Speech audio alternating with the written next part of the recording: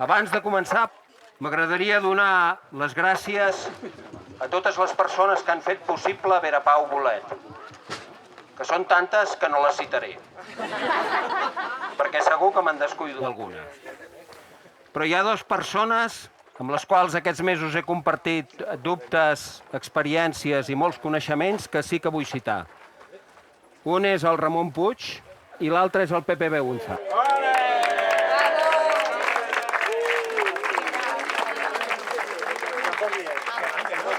Ara sí que ja començo.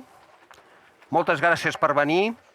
Avui a Vera Pau Bolet ens acompanyen els grallers de Castellterçol. Un aplaudiment, sisplau.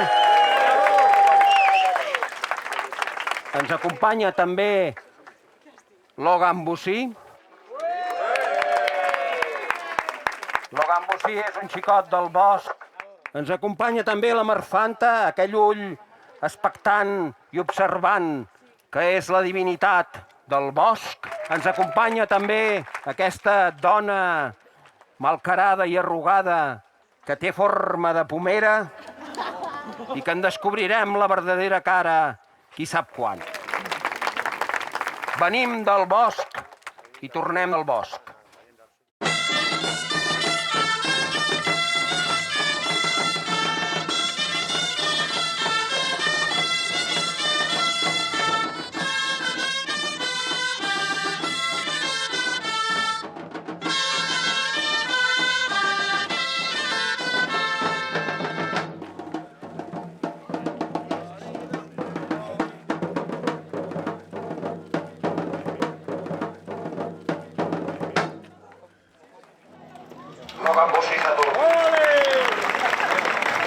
Observeu, senyores i senyors, la Marfanta, la deessa de la natura, està vigilant, com veieu aquí al mig d'aquest pòster, a Logan Bocí, que està fent la migdiada.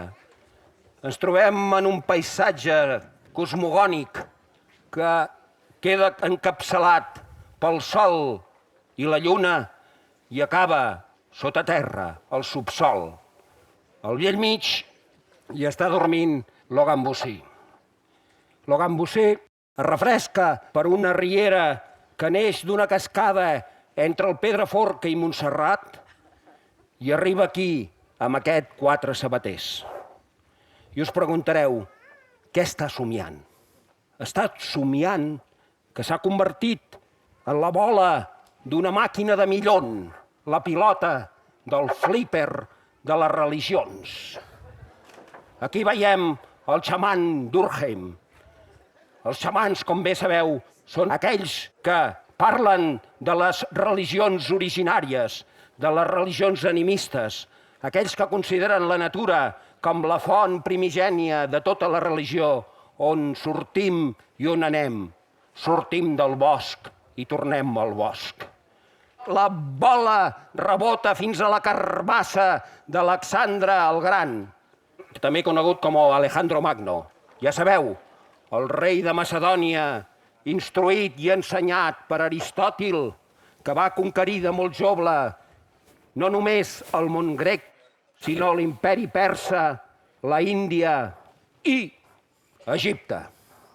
Alexandre el Magne portava a la seva esquena i amb el seu exèrcit les religions gregues, la religió òrfica, i també portava els seus pensaments instruïts per Aristòtil i de rebot per Plató sobre la raó.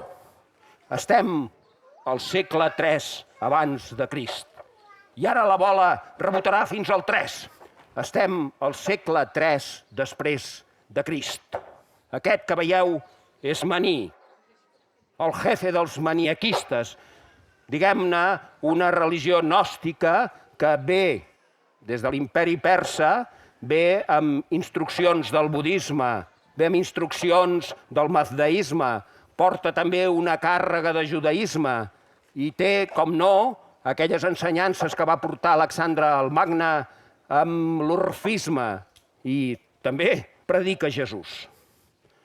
Ell és el representant de les religions gnòstiques que van quedar enterrades pel que ve després i que van, durant anys, durant els primers anys del que se'n diu el cristianisme, inclús una mica abans, van fer aquesta mena de sincretisme entre Orient i Occident. La bola segueix el seu curs. Pam! Aquí veiem a Constantí. Sí, senyors, el que va fer Constantinoble, el que per alguns és el primer emperador romà cristià. Ell dona peu al catolicisme i amb ell es forma la religió que fins encara avui il·lumina les nostres terres. La bola ara farà un salt gegantí. Hem passat del segle IV al segle XIV. Ramon Llull, com sabeu, va ser instruït amb l'àrab i va conèixer un personatge que havia aparegut en aquests 1000 anys que es deia Mahoma. I va pensar que potser hi havia unes taules que podien connectar el catolicisme amb el món musulmà i que podia, d'aquesta manera, convertir-los. I aquestes taules avui es consideren el principi de la programació i, qui sap, el principi de la intel·ligència artificial. Fem un salt. Estem al segle XV i la bola rebota. Observeu que la bola ja va agafant nas i boca, rebota a la cara de Martín Lutero. Martín Lutero diu: aquests dels catòlics no funcionen, hem de portar el cristianisme una altra vegada al poble, traduirem del llatí a l'alemany la Bíblia i la imprimirem. I la seva revolució té a Europa i encara avui uns efectes increïbles, com per exemple el pròxim personatge. Estem ara al segle XVII. Aquest és el polímata científic i il·luminat Swedenborg, Emanuel Swedenborg. Per aquells que no el conegueu, aquest senyor, a partir de la cinquantena, va viure un episodi místic i va començar a parlar amb els àngels, amb els dimonis, i ho feia d'una forma tan vívida que ho va començar a escriure. I no només va parlar amb àngels i dimonis, sinó també que parlava amb els esperits. Les seves escritures, que van ser publicades a Londres, en llatí, van tenir una influència que encara perdura. Així, Newton, per exemple, Goethe, per exemple, també Balzac, Baudelaire, William Blake, o per posar un exemple més recent, l'escriptor argentí José Luis Borges. Ells van estar imbuïts per les visions d'aquest senyor. Però una altra persona probablement també va quedar imbuïda per aquesta força, diguem-ne, per aquesta escritura, per aquesta literatura, per aquesta experiència mística, per aquest contacte amb els esperits. Aquí tenim ni més ni menys l'Allan Kardec. L'Allan Kardec és aquell que va sistematitzar el tema de parlar amb els morts, de parlar amb els esperits. Ell va escriure Le Livre des Esprits, que va tenir un impacte fenomenal a casa nostra. Heus aquí que Allan Kardec va caure a Barcelona i a l'àrea metropolitana i la classe treballadora de Catalunya va ser des de mitjans del segle XIX fins a la Guerra Civil una de les comunitats espírites amb mèdiums increïbles que va tenir, diguem, un seguiment molt fort sobre aquesta doctrina. La doctrina espírita no és una doctrina que estigui associada al catolicisme. Va per la seva. Apoya a les dones, recolza a la gent que no té coneixements. És la base, en certa manera, de tot el que va passar en aquells anys del final del XIX i principis del XX. Seria, potser, una nova forma agnòstica d'entendre la religió de Jesús. Saltem ara a l'única dona d'aquest cartell. La increïble dona russa que va tocar amb Clara Schumann al piano i que es diu Madame Blavatsky. La Madame Blavatsky va seguir la doctrina espírita i feia de mèdium al Cairo. Mesos després, anys després, va anar a petar a Nova York i allà, amb un abogat que es deia Olcott, va muntar la teosofia. La teosofia intenta ser un pal de paller que agrupa totes les religions i que, d'alguna manera, fa ressò de les religions orientals, del hinduisme, del budisme tibetà, del jainisme, de tal manera que aquest d'aquí, Gandhi, va conèixer a Madame Blavatsky quan se'n va anar a estudiar d'abogat a Londres. Li van dir, mira, aquí hi ha una tia que està traduint els Vedes, els Upanishads, pels que no ho sapigueu són els textos clàssics de l'hinduisme, a l'anglès. I va quedar corprès. Ell era hinduista i va dir, qui és aquesta dona? I va tenir un contacte abans de que morís, a finals del XIX, amb la senyora Madame Blavatsky. Heus aquí que saltem el penúltim. Aquí estem a Gurdjieff. Aquest, que podria ser l'alma paral·lela de la Madame Blavatsky, és un armeni que va muntar la seva escola a París, a Fontainebleau, del Quarto Camino, i que encara avui cueja. Però just a les acaballes de la Segona Guerra Mundial, l'Anza del Basto es troba amb Gurdjieff i Gurdjieff li diu, has de ballar, has de cantar. Observeu aquí que la bola que ha començat com una bola de ping-pong ja està agafant la cara de l'Ogambusí, que encara està somiant. L'Ogambusí és devorat pel senyor Lanza del Basto, un home que recull amb tot aquest periple, que és un periple que jo us proposo, una barreja de formes que combinen les doctrines de Crist i les doctrines de l'hinduisme, per simplificar. I se l'empassa. I sabeu on va? L'Ogambusí va als campaments clandestins de l'Arca de Sant Julià d'Úxols. Això ho veurem a la plaça Prat de la Riba.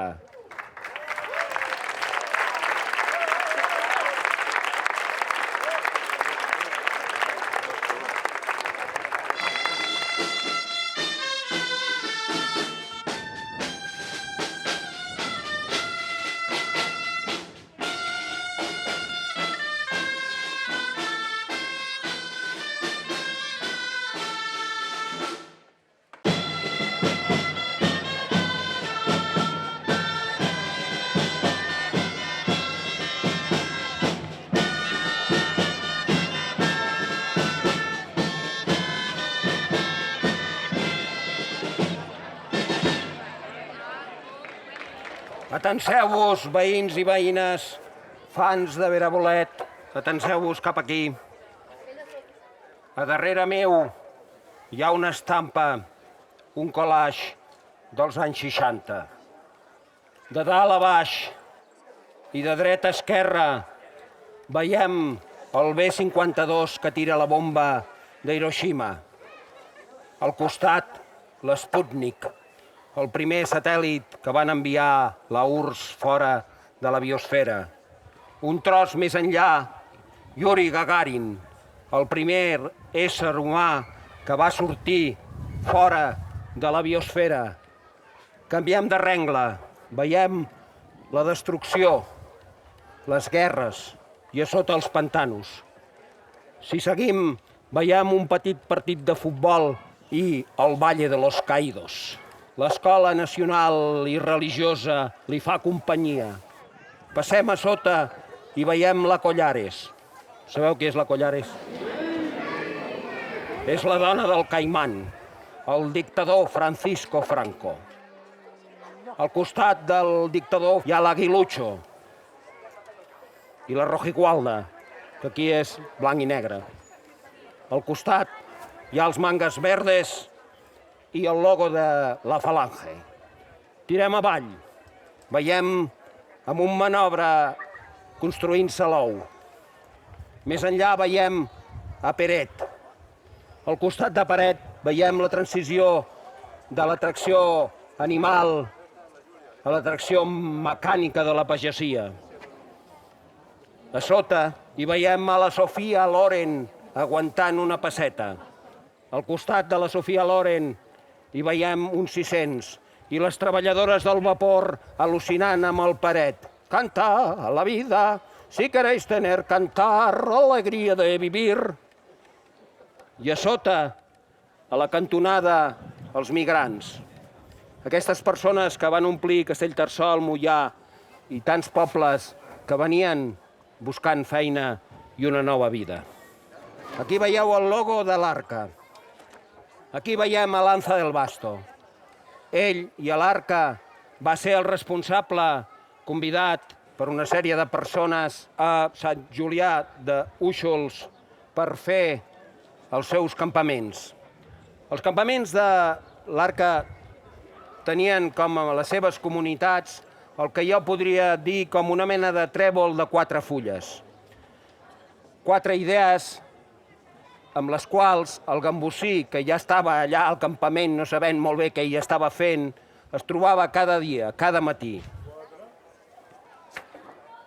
La primera fulla del trèvol, l'oració, la meditació, el ioga. Aquest era el primer moment del dia. La gent es trobava en els campaments de l'Arca amb aquesta activitat, la búsqueda del cos interior. La segona part d'aquest trèvol, aquesta fulla, era la fulla d'utilitzem les mans, els treballs manuals. Per tant, en el cas dels campaments, era l'artesania amb fusta, els treballs manuals, etc. Però en el cas de l'Arca era també cultivar l'or, plantar-lo, collir-lo, cuinar, era fer-se la roba, era la búsqueda d'una vida senzilla i autosuficient. Les mans ens permeten això. Lanza del Basto parla de les seves idees, la no violència, heretada d'en Gandhi. Per tant, és una no violència contra la guerra, contra l'estament militar. És també una lluita no violenta contra l'energia atòmica, perquè queda l'última flor, diguem, l'última fulla d'aquest trèvol. És el trèvol de la festa. Els campaments acabaven amb la festa. Heus aquí l'estrella. Aquesta força de la naturalesa ha mostrat la seva cara més maca i s'ha vestit de gala per ballar el ball del 60 amb lo gambosí. És un fletxazo i tots dos cauen rendits a l'amor i a la dansa.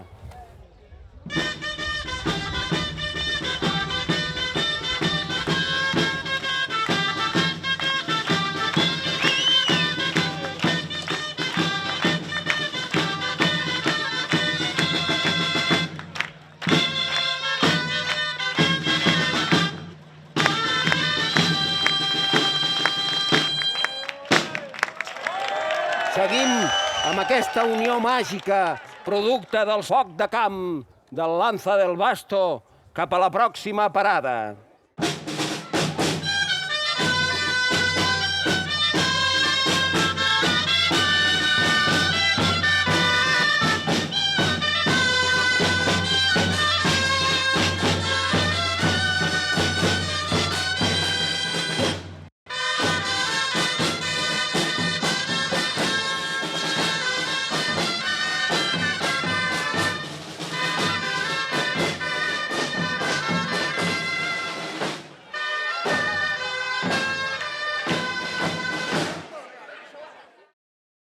La Marfanta està molt contenta perquè té molta descendència. La mare de l'Estella, en aquest petit recorregut, ha parit moltes formes acolorides que representen en aquests vestits que esteu portant. Arribem a l'última part d'aquesta rua acció, Verapau Bolet. Estem davant de l'arbre de la utopia. Veieu aquí aquest arbre de gent contenta que d'alguna manera representa el resultat d'aquells campaments. I ho fa d'una manera, com veieu, joiosa, alegre.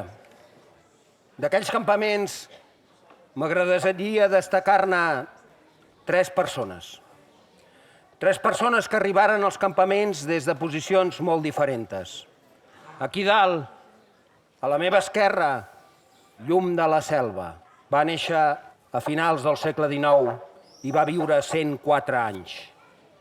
Llum de la Selva, que després de la Guerra Civil va muntar l'Hort de l'Amistat, era una persona que menjava del que collia. Això sí, feia una excepció. Era un gran amant del caserio.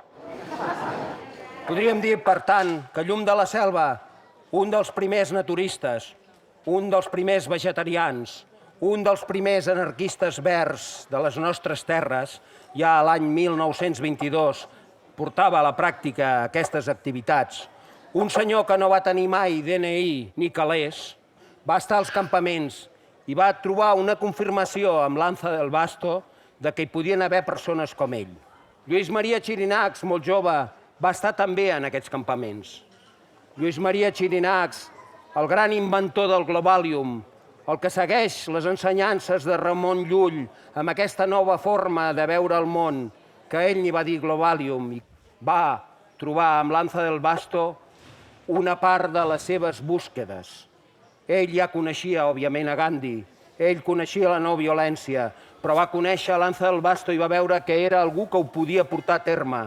No oblideu que quan acaben els campaments de Lanza del Basto, Lluís Maria Xirinacs comença les seves vagues de fam i les seves protestes no violentes davant la Modelo. Hi ha la imatge d'un jove il·lús que no en tenia ni punyetera idea de què era això de l'Arca i Lanza del Basto i que va anar a petar per casualitat en aquesta comunitat i de sobte va descobrir que hi havia una forma, i això és el que ell va triar, de veure el món, de fer-li cara, de buscar una nova manera de que les coses anessin millor. I aquest és Pepe Beunza.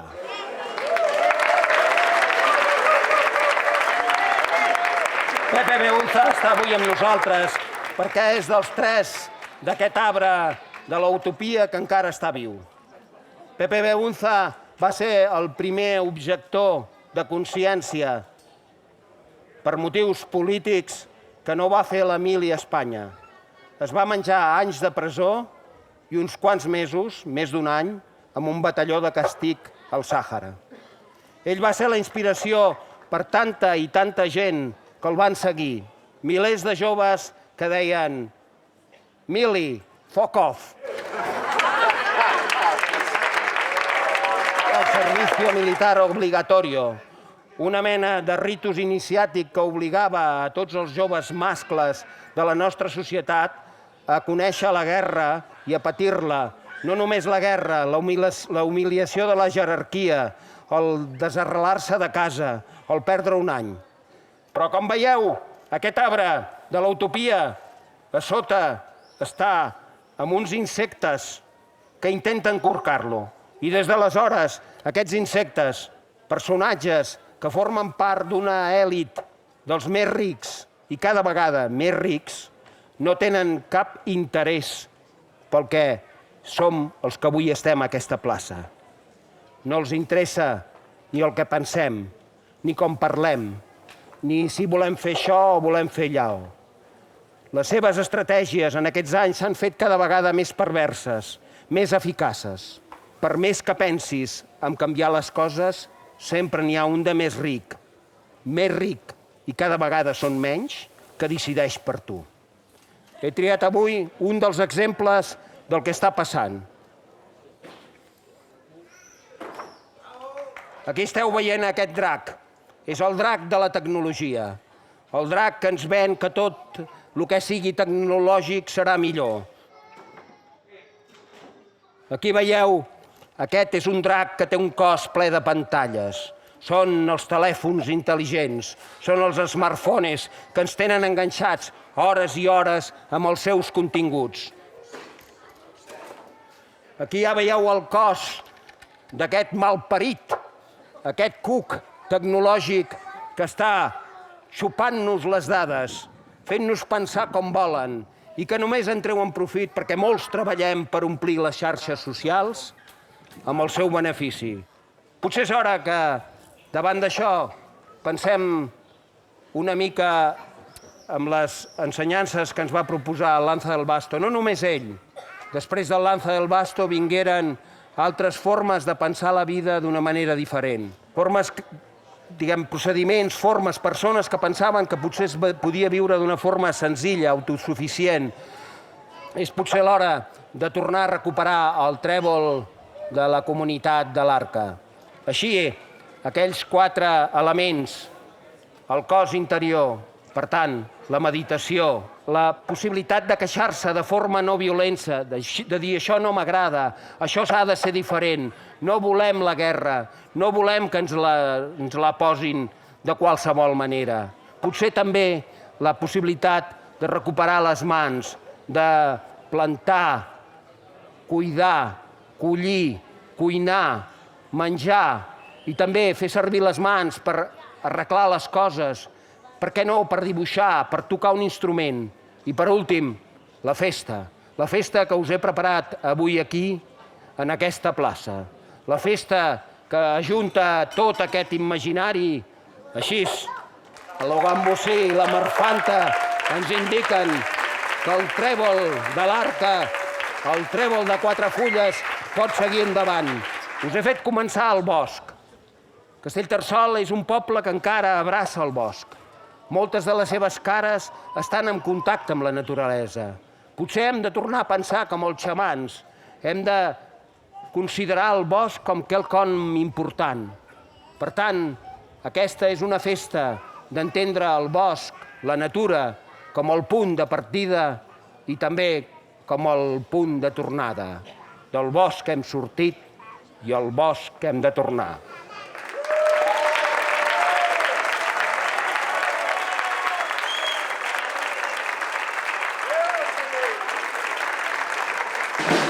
Senyores i senyors, anem a procedir a l'acte de renaixement.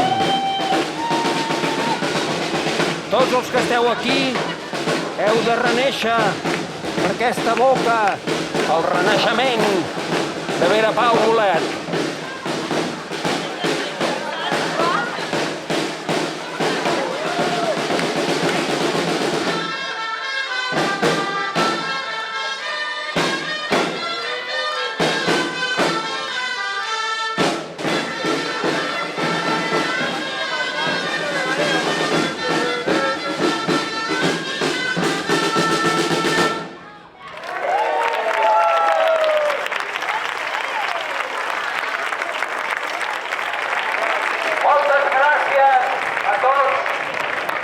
Mesos treballant amb aquesta moguda.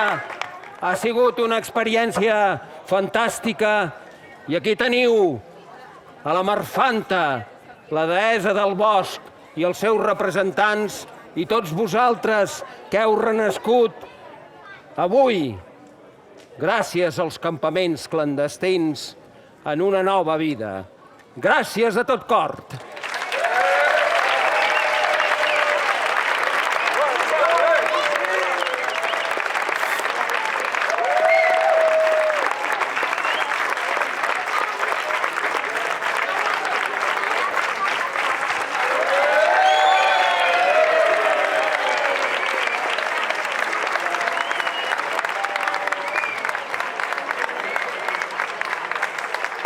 Ja s'ha acabat.